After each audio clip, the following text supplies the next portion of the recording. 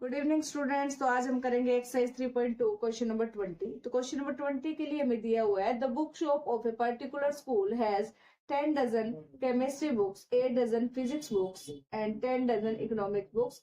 There selling prices are ₹80, ₹60 and ₹40 each respectively. Find the total amount the bookshop will receive from selling all the books using matrix algebra. तो books को dozen में दिया हुआ है और जो cost है उनकी वो पर बुक के हिसाब से दी हुई है, इसलिए डजन को आप खोल लोगे, सिंगल में कन्वर्ट कर लेंगे। 10 डजन केमिस्ट्री है तो 10 इंटू 12 हो जाएगा। ये केमिस्ट्री की बुक्स है। 8 डजन फिजिक्स बुक है तो 8 इंटू 12 हो जाएगा। और 10 डजन इकोनॉमिक्स बुक है तो 10 इंटू 12 हो जाएगा। और यहाँ कॉस्ट लिख दोगे ₹80, ₹60 और ₹40। इसको थोड़ा कैलकुलेट कर लेते हैं। आ जाएगा 120, 96, 120 और ये सेम 80, 60 एंड 40। तो अब इसको कैलकुलेट कर लेंगे। फर्स्ट रो का फर्स्ट एलिमेंट 120, फर्स्ट कॉलम का 80, तो 120 की मल्टीप्लाई हो जाएगी 80 के साथ, 96 की मल्टीप्लाई हो जाएगी 60 के साथ और 120 की मल्टीप्लाई हो जाएगी 40 के साथ।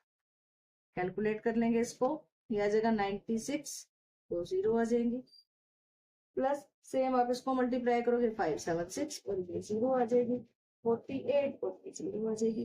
कैलकुलेट कर लेंगे 2 0 तो ऐड कर देंगे। ऐड करने के बाद हमारे पास आ जाएगा 20160। टोटल आंसर कितना आ जाएगा 20160। ये आंसर है।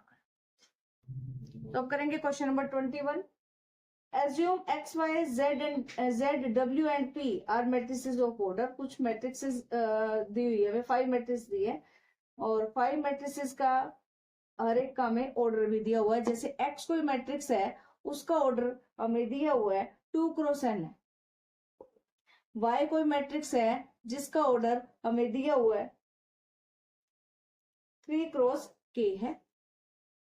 Z कोई मैट्रिक्स है जिसका ऑर्डर 2 क्रॉस p है। W कोई मैट्रिक्स है जिसका ऑर्डर हमारे पास n क्रॉस 3 है। और P कोई मैट्रिक्स है जिसका ऑर्डर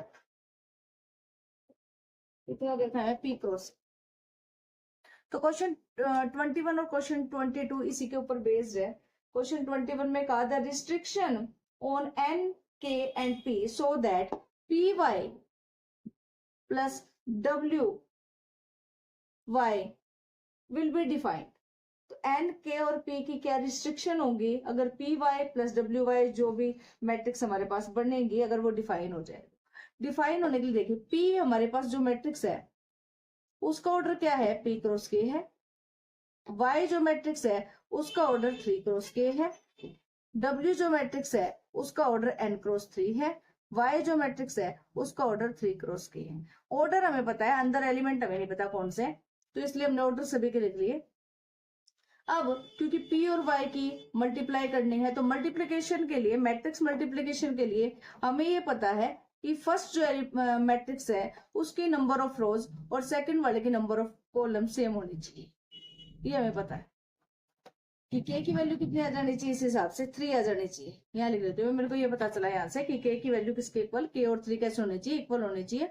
और जो मल्टीप्लाई करने के बाद मैट्रिक्स आएगी उसका ऑर्डर क्या होना चाहिए, जो बच गए, यानी कि एक तो p बच गया और एक q और एक क्या बच गया k। ये तो होगी पी वाई की।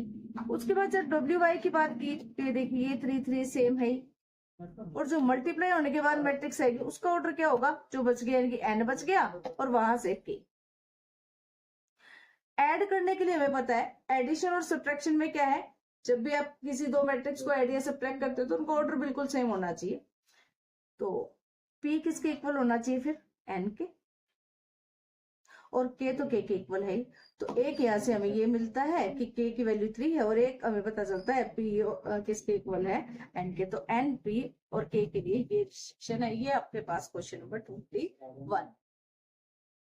तो अब बात करेंगे क्वेश्चन नंबर 22 की, जिसके लिए x, y, z, w और p सेम वही दे रखी है हमें जो हमें क्वेश्चन नंबर 21 में थी। इनके जो 5 मैट्रिसेस है उनके हमें हमारे पास क्या है, ऑर्डर दे तो क्वेश्चन नंबर 22 के लिए कहा if n is equal to p, इसने कहा कि अगर n और p इक्वल हो जाए then order of the matrix, तो इस मैट्रिक्स का ऑर्डर क्या होगा ये हमें बता।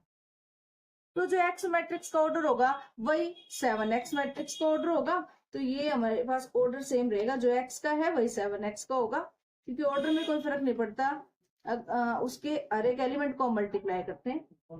तो 5z, z का जो ऑर्डर है वही 5z का होगा, यानी कि 2 क्रॉस।